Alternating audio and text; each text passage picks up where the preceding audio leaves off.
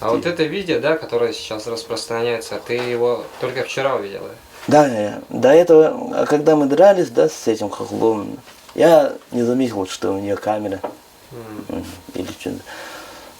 Я вообще не видел это. И вчера вот, когда младший брат, он показал, слышь, вот, смотри, это ты, да, он показал. Я не смог досмотреть на, ну, как говорится, трудно еще раз смотреть. Такая длинная видео. Я думал, там минуту-две, да, максимум дрались. Я так думал. Ну, на самом деле, так долго мы дрались, оказывается.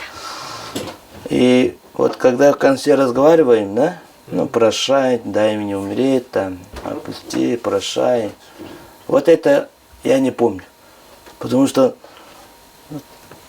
так адреналин был, шок был. Оказывается, я прощался, да, человеческий этот остался. Как настоящий воин, да? С уважением.